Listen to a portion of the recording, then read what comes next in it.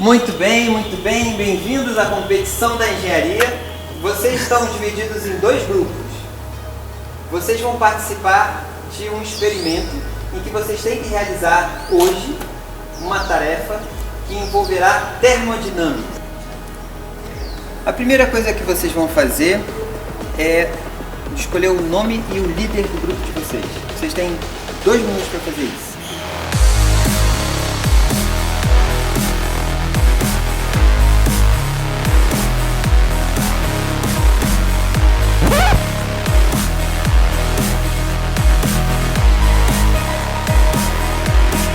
Agora os líderes se aproximam, por favor.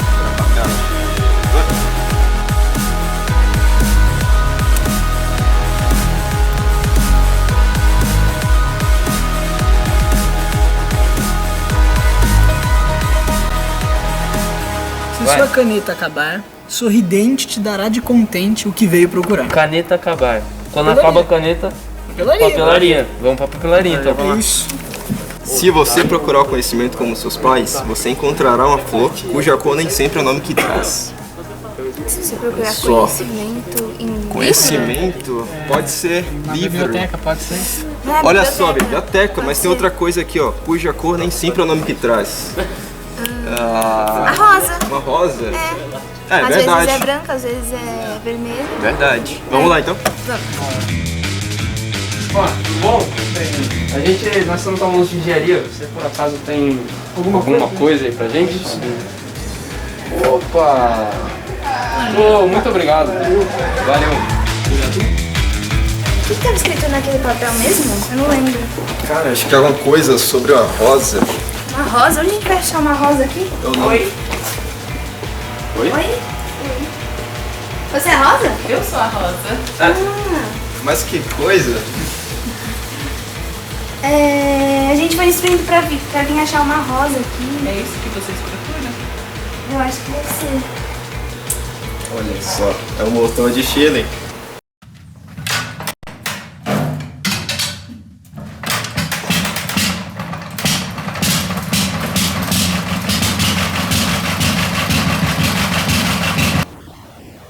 Então, gente, vocês receberam esse motor aqui, que é chamado de motor de Stirling. O desafio de vocês vai ser conseguir esquentar este motor, que normalmente utiliza uma vela, para poder esquentar. E vocês não vão poder utilizar a vela, vocês vão ter que inventar um novo processo para conseguir fazer com que esse motor funcione. Este é o desafio de vocês. Boa sorte! Valeu. Então, o motor de Stirling, ele é baseado no ciclo de Stirling. O ciclo de Stirling é um estudo que o Stirling fez, baseado no aproveitamento energético. Então, o ciclo dele se baseia da seguinte forma. Você tem aqui um aumento da pressão com volume constante, depois ele faz, mantendo a temperatura, uma distensão de volume, e com isso você tem uma pequena queda da pressão. Depois você tem um período do ciclo em que você mantém o volume constante e resfria o gás para que ele diminua a temperatura com volume constante. E por último, você mantendo a pressão controlada, você diminui o volume, você comprime o gás. E assim volta ao ciclo. Então a gente tem quatro momentos aqui. O primeiro, ele é isovolumétrico. O segundo momento, ele é isotérmico, porque a temperatura T1 é que fica constante. O terceiro momento, ele é isovolumétrico novamente, porque o volume se mantém constante. E no último, ele é isotérmico mais uma vez, porque a temperatura fica constante. Os únicos momentos em que acontece trabalho neste ciclo é quando ele aumenta o volume e quando ele diminui o volume. Certo? Tá, então esse é o ciclo. Agora, como isso funciona em relação ao motor? Em relação ao motor, a gente tem que pensar da seguinte forma. Vamos tentar colocar esse ciclo no motor. Primeira parte, você aquece, mas mantém fixo. Você mantém fixo os pistões. E aí faz o aquecimento. Como você tem, pelo gás ideal, você tem que a pressão e volume sobre a temperatura, ela é constante, ela é uma constante, porque o NR é constante no gás ideal. Então a gente considera que a pressão e volume sob temperatura é uma constante. Então a gente tem aqui pressão, volume e temperatura. O volume, nesse caso aqui, não mexe, ele é fixo. Você tem um aumento da temperatura. Com isso, para essa equação não desequilibrada, você precisa em cima diminuir, aumentar alguma coisa. Mas o volume é constante. Então o que ele aumenta? A pressão. Então você tem um aumento da pressão enquanto você está no período quente. A partir dali você libera o êmbolo, que era fixo, você libera ele. E aí o volume começa a expandir. Nesse momento, a temperatura é que fica constante. Então você tem o volume expandindo. Se o volume está expandindo para essa equação ficar equilibrada, você precisa também então aumentar a pressão, diminuir a pressão. Diminuindo a pressão, você consegue manter isso constante. No terceiro momento, você tem que os pistões estão totalmente abertos e você tem que manter então o volume constante. Mantendo o volume constante, você tem então que o volume está constante, a temperatura está diminuindo. Logo, a pressão tem que diminuir para poder continuar mantendo a relação de constância. E aí, por último, os pistões descem, o volume então é que diminui. Diminuindo o volume e a temperatura sendo constante, logo a pressão tem que aumentar. E assim acontece o ciclo de Stirling. Mas existe um atraso no motor de Stirling. Como vocês podem ver, o motor de Stirling ele tem um pistão atrás do outro. Ele não é, os dois não acontecem ao mesmo tempo. E para que isso? Para que a gente consiga simular essa isovolemia aqui. Para que consiga manter durante um período maior o volume igual, o que ele faz? Enquanto um pistão está chegando, o outro está saindo, mantendo o volume constante neste período. Então acontece dessa forma, eles sobem juntos e aí eles começam a descer juntos. Por que eles fazem isso? Sobem juntos e descem juntos, mas com um atraso. Por que isso acontece? Porque ao momento em que eles fazem essa transição, esse pistão começa a descer enquanto este daqui ainda está subindo, mantendo um volume igual. E aí você consegue mais tempo do isovolumétrico, tanto aqui quanto aqui, né? Que são os momentos de esquentar e de esfriar. Então isso acontece, ó, ele desce e vai subindo, mantendo o isométrico, desce os dois. Aqui ele começa a subir e aqui sobe os dois e depois começa a descer. Então esse é o mecanismo do motor de Stirling.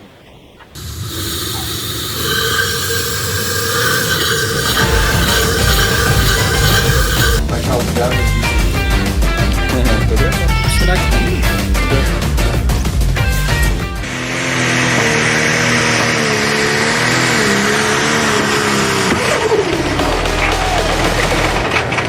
E aí, gente, como é que tá o processo de vocês? O que vocês pensaram? E aí, Carlos, beleza? Então, a gente pensou em fazer um concentrador de calor para esse que a gente tem vidro aqui no motor de Stirling, tá? Então a gente vai usar a distância focal, que é essa distância aqui, para a gente colocar pressão aqui.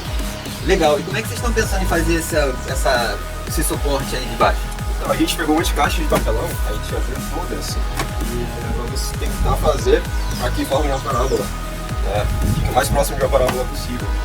A gente vai usar essa fórmula aqui para entender a angulação que o pessoal poder incidir no recipiente. Legal, muito bem. Boa sorte pra vocês. Obrigado, Carlos. E aí, gente? Boa tarde. Como é que vocês estão fazendo o projeto de vocês? O que vocês decidiram? Então, Carlos, a gente decidiu fazer uma questão de indução, usando esse circuito aqui, ó. Mas como é que vocês vão aquecer o ar? O aquecedor a indução ele gera ondas magnéticas, uma corrente gera um campo magnético que esquenta o metal que estiver aqui dentro. Aí ele vai esquentar esse metalzinho aqui e ele vai esquentar o motor Stirling que vai fazer ele girar. Ah, beleza. Então tá, boa sorte pra vocês e vençam melhor. Valeu.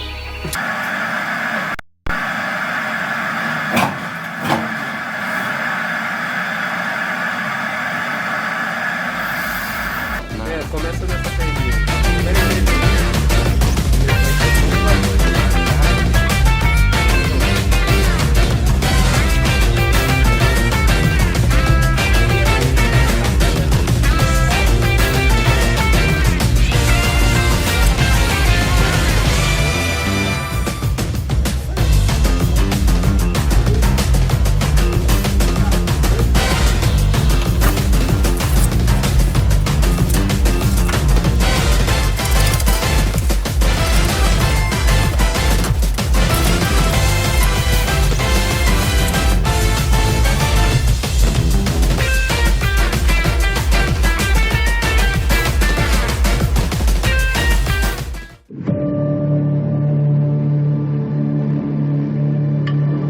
ligado?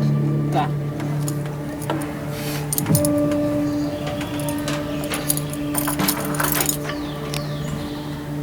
Você vê que eu não tô vendo, né?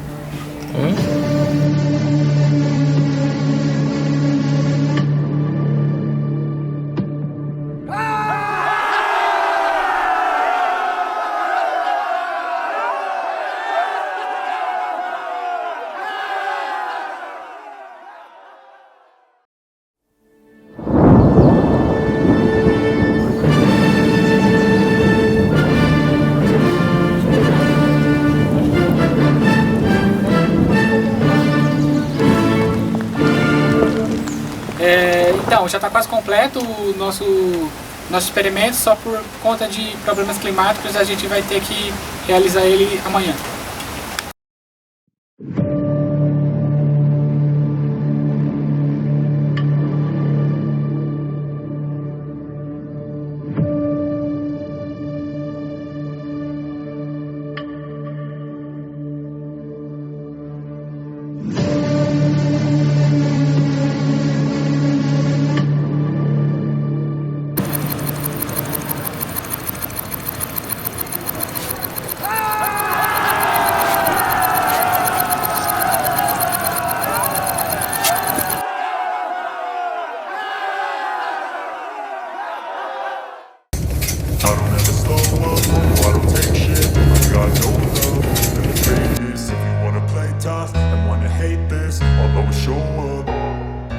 Muito bem, as duas equipes estão de parabéns. Vocês deram o máximo de vocês. Infelizmente não teve problema do parceiro de vocês que teve um problema de saúde, teve que se ausentar. A equipe da Eletroterma teve um bom desempenho, teve uma certa dificuldade para poder controlar a intensidade.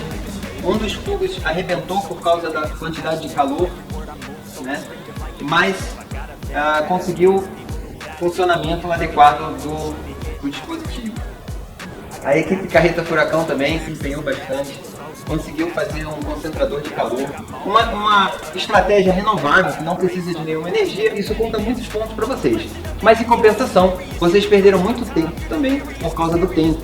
Então, como estava fechado o tempo, choveu, aconteceu então que vocês atrasaram em 3 dias a entrega do projeto. Isso também não é muito bom, mas vocês tiveram um excelente desempenho, ainda mais com essa deficiência aí dos integrantes. Mas, pensando na totalidade dos resultados, concluímos que o grupo vencedor foi